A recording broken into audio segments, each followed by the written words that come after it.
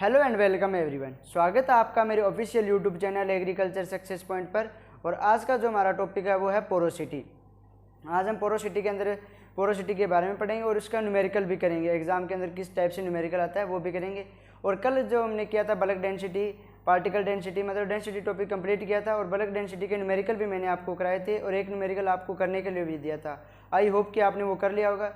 यदि नहीं किया तो अपने अभी करेंगे उसको, ठीक है। और जो कल संडे को मेरी एक वीडियो आ रही है जिसके अंदर मैं आपको बताऊंगा कि बीएससी के बाद आप कौन कौन से गवर्नमेंट के लिए गवर्नमेंट एग्जाम के लिए अप्लाई कर सकते हैं और प्राइवेट सेक्टर के अंदर क्या स्कोप रहता है बीएससी एग्रीकल्चर स्टूडेंट्स का। तो कल वीडियो को देखना भूलना मत और पोरोसिटी को अपने स्टार्ट करते हैं। लेकिन उससे पहले अपने वो कल वाला न्यूमेरिकल कर लेते हैं। और यदि आप मेरे चैनल पर नए हैं तो चैनल को सब्सक्राइब कर देना और बेल आइकन को ज़रूर दबा देना। तो चलिए, कल जो मैंने न्यूमेरिकल आपको दिया था उसमें मैंने सोइल का जो वेट दिया था वो दिया था 210 ग्राम, ठीक है। और जो रेडियस थी वो कितनी दी थी 4 और जो हाइट थी वो कितनी थी 10। चलिए इस न्यूमेरिकल को करते हैं। मैंने क्या बताया था कि जब बीडी निकालनी हो तो फॉर्मूला क्या रहेगा, मास अपॉन वॉल्यूम, ठीक है, मास अपॉन वॉल्यूम रहेगा। अब यहाँ पे अपने को कल जैसे मैंने कल जो न्यूमेरिकल कराया था उसके अंदर अपने को पहले मास निकालना था, क्योंकि उसके अंदर अपने कोर सैम्पलर और सोइल का वेट एक साथ दिया था और कोर सैम्पलर का अलग से दिया था। यहाँ पर अपने को सीधे सोइल का वेट दिया हुआ था तो ये तो आसानी से हो जाता, ठीक है। मास रखना है मतलब 210 रख दिया। इसके बाद में वॉल्यूम रखना है। अब वॉल्यूम अपने को पता नहीं है तो पहले वॉल्यूम निकालेंगे। वॉल्यूम का सूत्र वही पाई आर स्क्वायर एच। पाई का मान 3.14, आर स्क्वायर 4 की स्क्वायर 4 × 4 और हाइट कितनी है 10, ठीक है। ये हो गए 16, 16 चौकी 64, 6 16 एकम 16 और 6 22 2 16 48 2 50। ये कितने आ गए 50.24 × 10, ये हो गया 502.4। तो यहाँ पे रख दीजिए। इसको इससे काटेंगे तो लगभग ये आ जाएगा 0.34 ग्राम पर सेंटीमीटर क्यूब। शायद यही आएगा, थोड़ा बहुत चेक कर लेना। मेरे हिसाब से लगभग इसी के करीब आएगा, 0.34 के करीब ही आएगा। तो ये अपना आंसर है। कल वाला जो न्यूमेरिकल था वो वैसे है। कल मैंने आपको बताया था न्यूमेरिकल के अंदर कि आपको वो सोइल का वेट दे देंगे या आपको अलग से कोर सैम्पलर और सोइल का वेट एक साथ देकर कोर सैम्पलर को माइनस करके फिर निकालना होता है ये मास, ठीक है। यदि आपने कल वाली क्लास लगाई है तो ये आपको आसानी से समझ आ जाएगा। और इसके बाद अपने पोरोसिटी स्टार्ट कर देते हैं। पोरोसिटी के अंदर क्या है देखिए, पोरोसिटी के अंदर थ्योरी तो बहुत कम है लेकिन इसका न्यूमेरिकल बहुत बार आता है एग्जाम के अंदर, तो न्यूमेरिकल को ध्यान से समझ लेना। तो देखिए पोरोसिटी की बात करें तो इसकी डेफिनेशन क्या बनेगी कि percent pore space in soil is known as porosity, ठीक है। कि सोइल के अंदर कितने परसेंट पोर स्पेस है उसी को क्या बोलते हैं अपने पोरोसिटी बोलते हैं। परसेंट लगा दिया तो इसकी यूनिट भी क्या होगी परसेंट। यदि यूनिट की बात करूँ तो क्या होगी इसकी यूनिट परसेंट। फिर देखते हैं पोरोसिटी की जो रेंज होती है वो कितनी होती है। पोरोसिटी की रेंज होती है 30 से लेके 60%, ठीक है। इसको नोट कर लेना कि पोरोसिटी की रेंज कितनी होती है 30 से लेकर 60% तक होती है। अब अपने अलग अलग सोइल की पोरोसिटी देख लेते हैं। क्ले सोइल, लोमी और सैंड सोइल। जब अपनों ने सोइल टेक्सचर किया था उस टाइम मैंने आपको बताया था क्ले जो है उसके अंदर पोरोसिटी ज़्यादा होती है और सैंड के अंदर पोरोसिटी कम होती है। तो इसमें से देखिए कम वाला ये है तो यहाँ से स्टार्ट कर लेना। जो सैंड होती है इसमें होती है 30 से 40%, लोमी के अंदर होती है 40 से 50% और जो क्ले होती है इसके अंदर होती है 50 से 60%, ठीक है। क्ले के अंदर कितनी होती है 50 से 60%, लोमी के अंदर 40 से 50% और सैंड के अंदर कितनी होती हैं 30 से 40% होती है, ठीक है। अब इसके बाद में बात कर लेते हैं हमने न्यूमेरिकल की, इसके अंदर से न्यूमेरिकल क्या आता है। तो पहले इसका फॉर्मूला नोट कर लीजिए आप। पोरोसिटी जो है इसका फॉर्मूला क्या होता है, तो 100 minus BD upon PD into 100। एक तो ये है इसका फॉर्मूला, ठीक है। एक नंबर जो ज़्यादातर एग्जाम के अंदर कई बार डायरेक्ट इसका फॉर्मूला ही पूछ लेते हैं, तो एग्जाम के अंदर ज़्यादातर ये फॉर्मूला लिखा आता है 1 minus BD upon PD into 100, क्योंकि इसके अंदर 100 कॉमन ले लिया जाता है, ठीक है। तो ये न्यूमेरिकल, पर ज़्यादातर इस न्यूमेरिकल जो फॉर्मूला है इसका यूज़ करते हैं अपने 1 minus BD upon PD into 100। इससे न्यूमेरिकल करना भी आसान रहता है, ठीक है। तो अपने न्यूमेरिकल से स्टार्ट करते हैं। और कल वाली जो क्लास है उसको लगाना भूलना मत, क्योंकि जो कल का सेशन है वो बहुत इंपॉर्टेंट रहने वाला है आपके लिए। मैं बताऊंगा कि BSc के बाद क्या क्या अपॉर्चुनिटीज रहती है। तो देखिए, आपको मान लो क्वेश्चन किस टाइप से आएगा, if the bulk density of given soil sample is 1.2 gram per centimeter cube and particle density is 2.6 gram per centimeter cube, then calculate the porosity। इस प्रकार से आपके एग्जाम में न्यूमेरिकल आता है, ठीक है। मैंने पूरी लैंग्वेज लिख दिया कि किस टाइप से जो क्वेश्चन आता है। आपको क्या कर देंगे, BD दे देंगे, ठीक है, 1.2 ग्राम दे दी और पार्टिकल डेंसिटी दे देंगे, ठीक है। इसके बाद आपने पोरोसिटी याद करनी है। आपने फॉर्मूले में देखा था कि अपने को क्या चाहिए, सिर्फ BD और PD चाहिए, इसमें तो BD और PD दे दी। ये तो है लेवल 1 का क्वेश्चन, ठीक है। यह है लेवल 1 का क्वेश्चन। यदि अलग अलग जैसे एग्ज़ाम होते हैं, सेंटर का एग्ज़ाम, ठीक है, स्टेट लेवल के एग्ज़ाम, तो अलग अलग एग्ज़ाम के अंदर अलग अलग पैटर्न रहता है, ठीक है। कहीं पे इजी पैटर्न रहता है, कहीं पे थोड़ा सा टफेस्ट एग्ज़ाम आता है। तो जो लेवल 1 का आता है वो इस प्रकार से आता है। इसको करना कैसे है, देखिए, पहले तो वो formula 1 minus BD upon PD into 100। अब यहाँ पे अपने को BD चाहिए, PD चाहिए, दोनों चीज़ दे रखी है अपने को। ये रही BD, ठीक है, ये रही PD। अब यहाँ पे वैल्यू पुट कर दीजिए। BD कितनी दी हुई है 1.2 और PD कितनी दी हुई है 2.6 इंटू 100। ये कितना आ जाएगा 1 माइनस, इसको डिवाइड करेंगे, ये शायद आएगा 0.46, ठीक है, इंटू 100। 1 में से 0.46 माइनस करेंगे तो ये रह जाएगा 0.54, ठीक है, इंटू 100। जब 100 से इसको मल्टीप्लाई करेंगे तो कितना आ जाएगा 54%।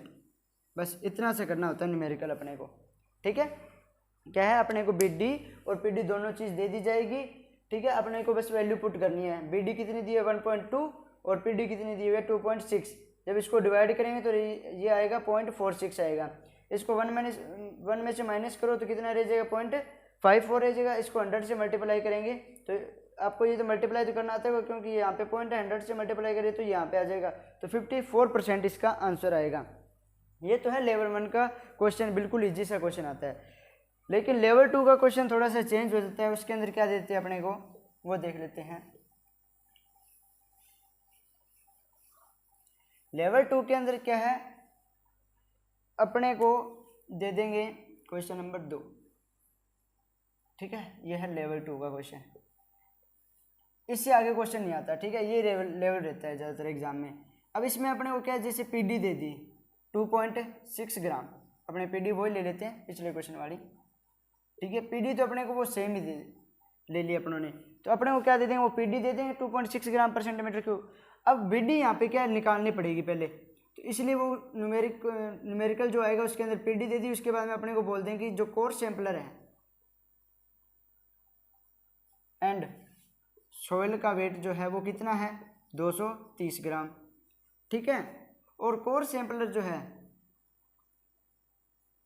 इसका वेट कितना दे दिया अपने को 30 ग्राम। इसके बाद क्या दे दिया, डायमीटर दे दिया अपने को 4 ग्राम। ठीक है, और हाइट दे दी, हाइट कितनी दे दी 10, सॉरी ये ग्राम में नहीं है डायमीटर, ठीक है। ये अपने पास न्यूमेरिकल आ गया।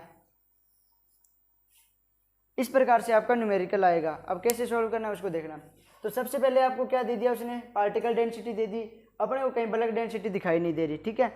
तो पोरोसिटी का फॉर्मूला क्या था कि 1 minus B D upon P D into 100।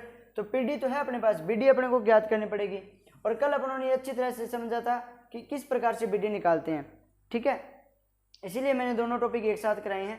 तो देखिए पहले बी डी निकालेंगे अपने को, ठीक है। मैंने कल एक चीज़ आपको बताई थी कि कई बार रेडियस ना देखिए वो क्या दे देते हैं, डायमीटर।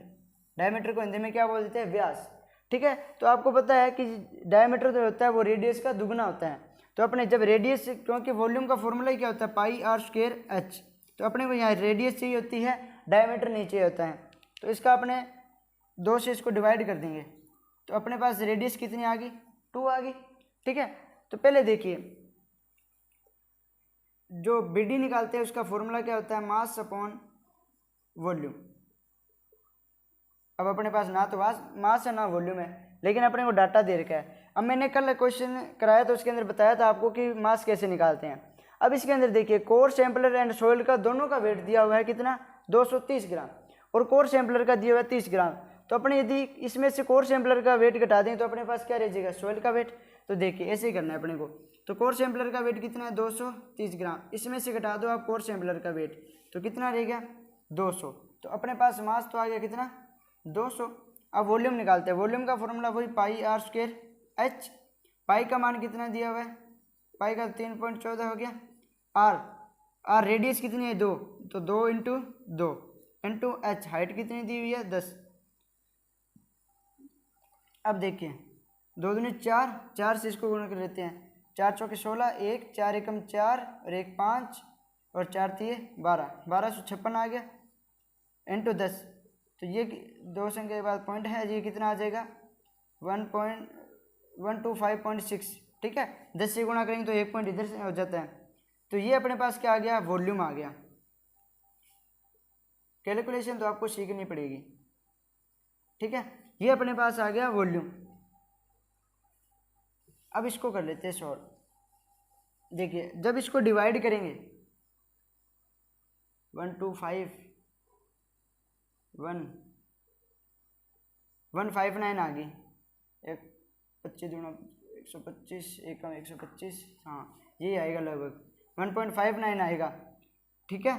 अब इसके बाद में अपने देख लेते हैं, शायद ये यहाँ पे 7 या 8 के करीब आ सकता है या 9 ही होएगा। तो आगे पॉइंटों के आगे तो थोड़ा बहुत फ़र्क चल जाता है, क्योंकि न्यूमेरिक जो ऑप्शन आए वो इस प्रकार से आएंगे 40, 50, 60। तो इतना तो अपने को कंसेप्ट कवर हो ही जाता है कि कितना कौन सा आंसर टिक करना है, क्योंकि इसकी जिसके पास आ जाता है उसको अपने टिक कर देते हैं, ठीक है। तो ये तो अपने पास बी डी आ गई। अब अपने पास क्या, बी डी भी मिलेगी अपने को और पी डी भी मिलेगी। तो अपने क्या है, पोरोसिटी आसानी से निकाल सकते हैं। तो वही फॉर्मूला लगाएंगे 1 minus B D upon P D into 100, ठीक है। बी डी का मान क्या है 1.59 और पी डी का मान कितना आया है 2.6, ठीक है, इंटू 100। एक मिनट निकाल लेते, ये न्यूमेरिकल जरूर ढंग से समझ लेना, क्योंकि न्यूमेरिकल में से ही क्वेश्चन आता है। न्यूमेरिकल से सही कर दिया तो आपको नंबर मिल जाएंगे। और एग्जामिनर आजकल देते हैं ज़्यादातर न्यूमेरिकल, एग्रोनॉमी में बहुत न्यूमेरिकल आते हैं। और अपने पहले सोयल साइंस कंप्लीट करने के बाद एग्रोनॉमी से स्टार्ट करेंगे। अभी सोयल फिजिक्स के लगभग 50% सिलेबस आपका कवर हो गया है, ठीक है। अब देखिए 1 माइनस, इसको इससे डिवाइड करेंगे तो ये आ जाएगा 25 दूना 50, 25 दिए 75, 25 का 100, 25 छिक्का 150, 25 छिक्का 150 और ये 26 है, एक ज़्यादा, ठीक है। ये इतना सा आएगा लगभग 0.61। अब जब 100 में से इसको माइनस करेंगे तो कितना रह जाएगा 39, 40, हाँ 39 रह जाए, 0.39 इंटू 100। तो ये कितना आ जाएगी 39%। इसके अंदर क्या है, पोरोसिटी है, ये इसका आंसर होएगा, ठीक है। तो ये अपने न्यूमेरिकल था लेवल 2 का। तो यहाँ पे क्या इस चीज़ का ध्यान रख लेना, कई बार डायमीटर लिखा हो जाता है, रेडियस लिखा जाती है तो इसको सेम ही रहेगा, लेकिन डायमीटर आ जाता है तो इसका हाफ करना होता है अपने को। ठीक है, आई होप कि आपको अच्छे से न्यूमेरिकल समझ आ गया होगा। अब अपने एक जो पोरोसिटी है इसको प्रभावित करने वाले कारकों की बात कर लेते हैं, फैक्टर अफेक्टिंग पोरोसिटी। वैसे तो अपनों ने कल कर ही लिए थे बल्क डेंसिटी के अंदर, फिर भी मैं आपको अलग से करवा देता हूँ क्योंकि वो वाले सेम ही है। क्योंकि आपको यदि पोरोसिटी का कंसेप्ट कल मैंने समझाया था वो समझ आया होता है तो उसको आसानी से समझ सकते हैं। अब देखिए मैंने कल क्या बताया था कि जब ऑर्गेनिक मैटर बढ़ेगा, ठीक है, ऑर्गेनिक मैटर बढ़ेगा तो पोरोसिटी बढ़ेगी।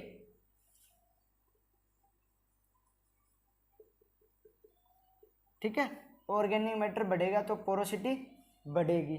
सेकंड नंबर पे अपने ले लेते हैं सोइल स्ट्रक्चर के बारे में।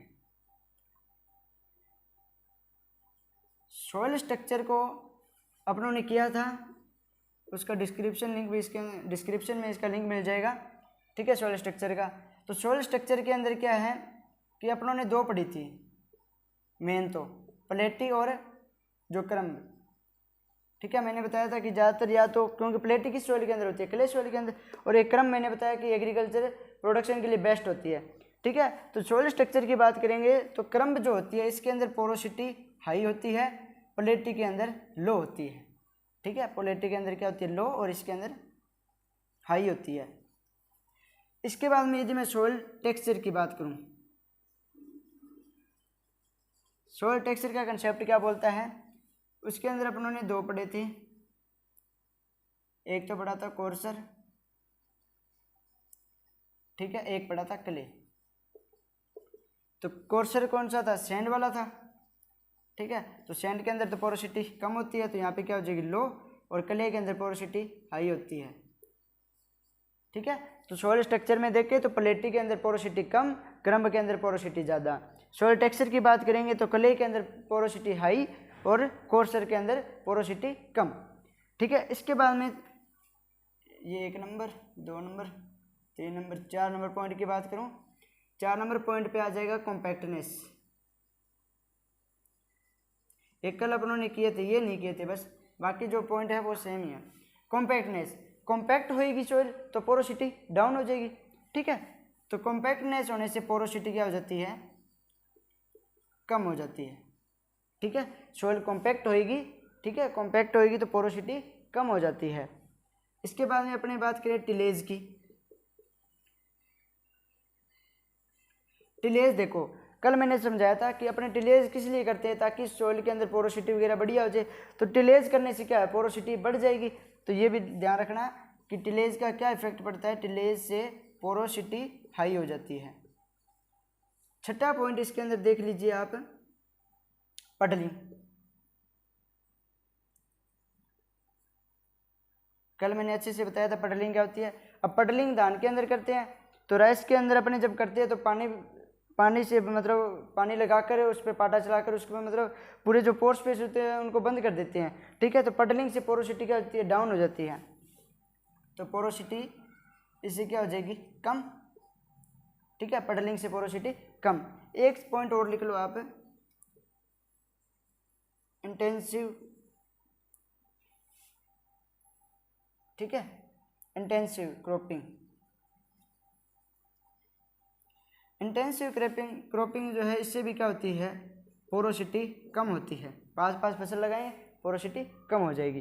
तो ये टॉपिक था अपना, पोरोसिटी का फैक्टर कौन कौन से इफेक्ट करते हैं। ऑर्गेनिक मैटर से पोरोसिटी बढ़ जाएगी। सॉइल स्ट्रक्चर में यदि प्लेटी है तो पोरोसिटी हाई, यदि क्रम्ब है तो क्रम्ब के अंदर पोरोसिटी हाई और प्लेटी के अंदर पोरोसिटी कम। सॉइल टेक्सचर की बात करें तो क्ले के अंदर ज़्यादा पोरोसिटी और कोर्सर के अंदर कम। इसके बाद कॉम्पैक्टनेस की बात करूं तो कॉम्पैक्ट से पोरोसिटी डाउन हो जाती है, टिलेज से पोरोसिटी बढ़ जाती है, पडलिंग से फिर पोरोसिटी कम हो जाती है, और लास्ट पॉइंट है इंटेंसिव क्रॉपिंग। इंटेंसिव क्रॉपिंग से भी पोरोसिटी कम हो जाती है। आई होप कि आपको पोरोसिटी कंसेप्ट अच्छे से समझ आया होगा। इसके बाद अपने नेक्स्ट टॉपिक सॉइल वाटर करेंगे, या देखते हैं सॉइल वाटर या जो सॉइल टेम्परेचर कर लेंगे, कोई सा भी देखते हैं। लेकिन कल की जो क्लास है वो तो उसमें अपने वो करेंगे करियर अपॉर्चुनिटीज़ के बारे में कि आपके पास क्या क्या ऑप्शन हैं बीएससी के बाद, आप कौन कौन सी गवर्नमेंट एग्ज़ाम का पेपर दे सकते हैं बीएससी के बाद, और कौन कौन से प्राइवेट सेक्टर के अंदर जा सकते हैं जहाँ पे अच्छा स्कोप हो। ठीक है, तो आप वीडियो को ज़रूर लाइक कर देना और ज़्यादा से ज़्यादा वीडियो को शेयर करो, क्योंकि आपने ये चीज़ देखा होगा कि एक ब्लैक बोर्ड पर समझते हैं उसका आसानी से समझ आता है। ठीक है, और पीपीटी से थोड़ा सा कम समझ आता है। ठीक है, और एक कोशिश कर रहा हूँ कि मैं इस संडे तो नहीं आ सकता, लेकिन अगले संडे में एक वीडियो लेकर आऊँगा जिसके अंदर अपने कम से कम सॉइल फिजिक्स के लगभग 100 क्वेश्चन आराम से हो जाएंगे। ठीक है, 100 ना तो 50 से ऊपर क्वेश्चन करने की कोशिश करेंगे यदि हो सका तो, वरना उसकी PDF मैं डिस्क्रिप्शन में दे दूँ। Thank you.